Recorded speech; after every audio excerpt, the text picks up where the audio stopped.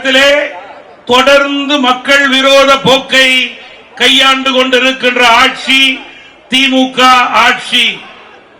இந்த இடைத்தேர்தலிலே திமுகவுடைய தவறான போக்குக்கு வாக்காளர்கள் முற்றுப்புள்ளி வைக்க வேண்டும் என்று நான் அன்போடு கேட்டுக்கொள்ள விரும்புகிறேன். மாம்பழ சின்னத்திற்கு நீங்கள் அளிக்கின்ற ஒவ்வொரு வாக்கும் ஆளுகின்ற தவறான ஆட்சியாளர்களுக்கு எச்சரிக்கை மணியாக இருக்க வேண்டும் என்று நான் அன்போடு கேட்டுக்கொள்கிறேன். கொடுத்த வாக்குறுதியை நிறைவேற்றாத அரசு திமுக அரசு. சொத்து வரி உயர்வு, வீட்டு வரி உயர்வு, பத்திரப்பதிவு உயர்வு என்று மக்கள் மீது மென்மேலும் சுமையை ஏற்றிய அரசு இந்த அரசு.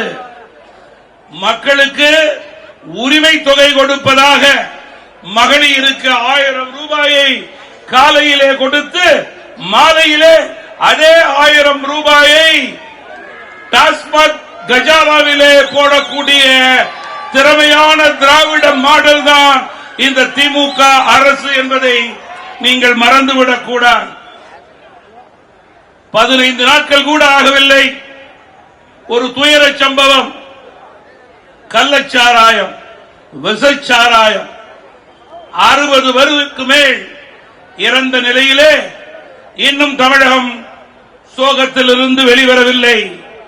காவல்துறை கையை கட்டி போட்டது யார் என்ற கேள்வி இன்றும் மக்களிடம் எழுந்திருக்கிறது. இந்த சோக சம்பவத்திற்கு காரணம் யார், இதனுடைய பின்னணி யார் என்று மக்கள் கேட்கிறார்கள். இதற்கு பதில் சொல்லாமல் 15 நாட்களாக கள்ளக்குறிச்சிக்கு வராமல் பதட்டத்தை தணிக்காமல் இருப்பதுதான் தமிழக முதல்வருடைய திராவிட மாடல் என்பதை நீங்கள் தெரிந்து கொள்ள வேண்டும். சிபிஐ மூலம்தான் உண்மை நிலை வெளிவர முடியும். முழு பூசணிக்காயை யாரும் இனிமேல் சோற்றிலே மறைக்க முடியாது. தமிழக மக்கள் விழித்துக் கொண்டார்கள் என்ற செய்தி இந்த அரசுக்கு போய் சேர வேண்டும். இந்த இடைத்தேர்தல் மூலம் அந்த செய்தி போய் சேர வேண்டும்.